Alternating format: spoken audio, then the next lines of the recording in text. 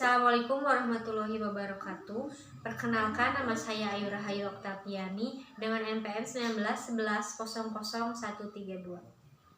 Di sini saya akan menjelaskan 7 pilar strategi bisnis.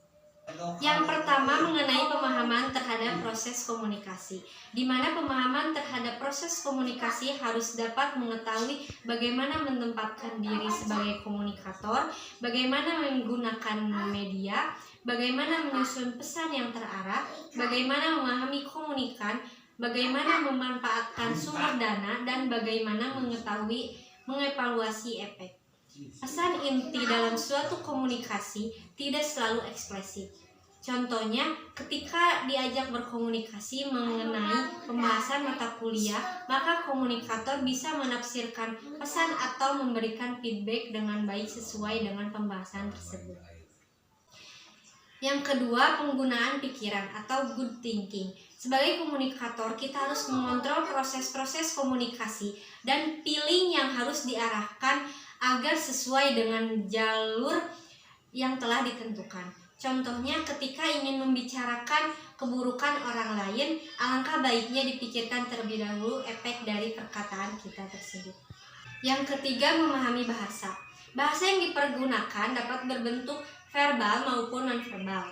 Meskipun komunikasi dalam bahasa bukan sinonim, namun proses komunikasi mustahil tanpa bahasa. Perlu diperhatikan bagaimana menyusun bahasa sedemikian rupa sehingga memudahkan komunikan untuk menerima pesan yang disampaikan. Contohnya, ketika komunikasi menggunakan bahasa Indonesia yang baik dan benar sehingga mudah dipahami dan dimengerti oleh lawan bicara. Yang keempat adalah kejelasan pesan. Kejelasan pesan dalam komunikasi bisnis harus merupakan pesan yang dapat diterima dengan baik dan jelas oleh komunikan. Oleh karena itu, digunakan kalimat yang pendek, singkat, dan gamblang. Karena dengan kata-kata yang panjang atau berbelit dapat menimbulkan persepsi yang berbeda antara komunikator dan komunikan.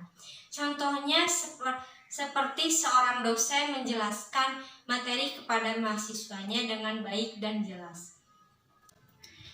Yang kelima, daya persuasi. Kebutuhan dasar dan komunikasi bisnis seringkali kita menyebutnya dengan salesmanship karena mempunyai kemampuan membujuk. Komunikasi persuasi pesannya harus dipersiapkan dengan penggunaan bahasa yang menyentuh, emosi moving the feeling, dan seringkali justru jatuhkan logika. Contohnya ketika seseorang menghayal sesuatu yang belum mungkin terjadi. Yang keenam adalah kelengkapan pesan.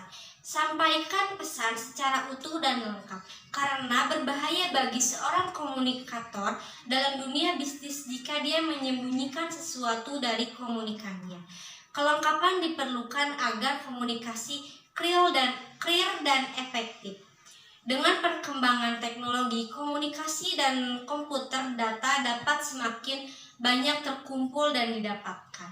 Contohnya, salah satu mahasiswa STIE memberikan informasi terkait sistem belajar di STIE kepada orang lain, maka informasi yang disampaikan harus jelas dan lengkap. Sekian yang dapat saya sampaikan. Terima kasih. Wassalamualaikum warahmatullahi wabarakatuh.